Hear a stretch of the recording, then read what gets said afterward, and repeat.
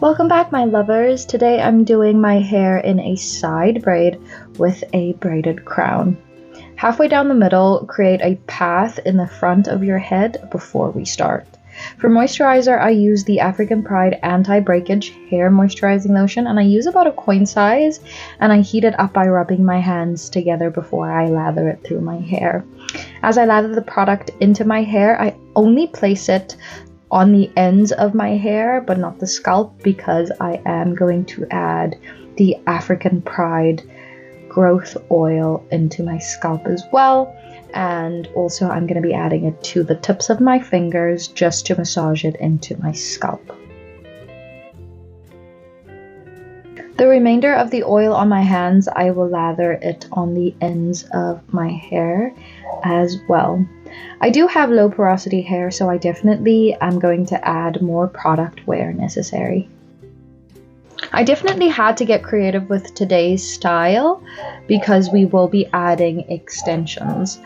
Creating two sections separating a front portion of your hair from the back, and it has to be small enough so the position of your braided crown is not compromised. Pin these two sections up so that they don't mix with the back section of your hair. Now for this back section of my hair, we're going to decrease the size of my almost afro by feeding it with some water. Not too much, because we do still want to retain length. I try and use my fingers as much as I can in terms of brushing and combing.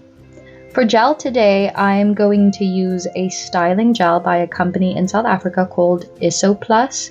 I did a review on their wax gel on my TikTok. You can definitely check that out when you have a minute. If you have as much hair as I do, chances are not every strand may be covered with the product, so you can always go back in with extra gel in the areas that may need more product. Securing your back section hair with a side braid, and I do this in the side that I want my braid to be. Mine is positioned at the left, it will be your right on the screen. This definitely helps in terms of manipulation because we don't want our hair to shrink, so we prevent it by braiding it down. For the front sections, I'm going to use a wax-based gel. Now, I use a wax-based gel because it prevents shrinkage, unlike a water-based styling gel. What I envision for these front sections is that they go flat towards the sides. So what I'm doing is I'm applying the wax gel right over my hair, and then I am going to take my brush and brush out the hair for positioning. I take two smaller sections from each section for curling my sideburns. You can secure it with a little clip in the middle to avoid brushing it with the sides to the back. After you have brushed the front two sections and they're flat, secure it with an elastic or hair tie at the back of your head. While I'm going to continue styling the rest of my hair, I'm going to set the front hair with a silk headband or scarf to lay it down even flatter. Using the first gel that I used, I'm going to curl my sideburns, and what I've gathered, since I'm still learning how to do these finger coils, if I curl it away from my face, it comes out way more defined. So you're gonna want to braid some sections of your extension hair already in a pre-braid. The thickness depends on you. I think I'm gonna keep it fairly thin because I also don't want the braid to be too thick on my head. So I'm gonna go with this one.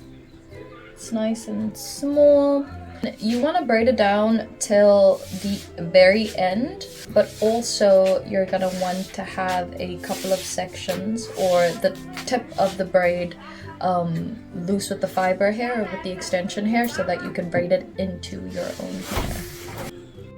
Now that our front half is almost taken care of, we are going to loosen our back section of the hair that we braided down. Seriously, if only there was a product oily enough to not turn my hair dry, these jerry curls would be so cute. We're about to braid in our braided crown, but you need to secure it as low as possible, about 2 to 3 centimeters from your neck hairline, and position the braid to the way in which you'll be wrapping the braided crown around your head, hence the unbraided section, so it's easier to feed it into your natural hair. Secure that section with a pin, which you will remove after.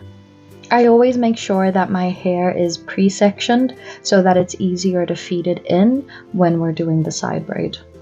The paths we created in the front section will give you an idea where the braided crown will be placed, but to make it more realistic, feed it through your hair like I'm showing you right now before you braid down your side braid.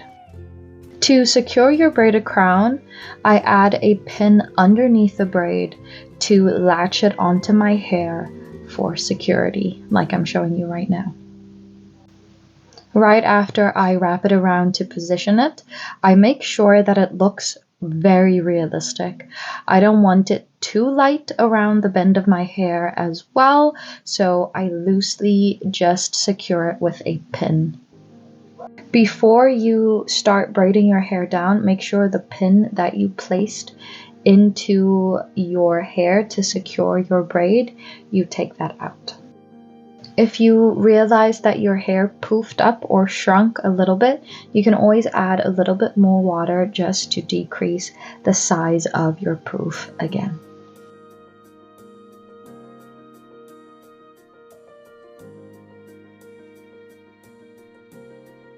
Now for our side braid, section your hair into 3 parts and start braiding it down. This is a French braid style which help greatly with the mechanism of feed in I use to secure the braid in my natural hair. So once you place the one loop in the middle, that's when you add your braid in hair to feed it in. What I did here is adding a little bit of gel just to make sure that the flyaways of my hair remain calm and secure. As I feed in the braid in hair, I make sure that I get as much thickness from the braid by feeding in separate sections of the hair. Keep the tension of your hair braid the same all the way down. You can add a hair tie at the end of your braid for security. If you are finding that the ends of your natural hair is poofing up, you can always add some extra styling gel just to lay it flat against the braid in hair for a smooth transition between the 2 strands. The length of your side braid is totally up to you. I went for about 24 inches of length, of course. I usually use my braid in hair a couple of times before I throw it away because I believe that it actually has some natural oils from my own hair, and so this in turn also helps stimulating growth, especially in protective styles. If you do makeup, I'll advise you to do your makeup before you remove your satin band of security. Double check your hair before you remove your satin band and accessorize your hair as you like. I'm adding some sparkling flowers for extravagance.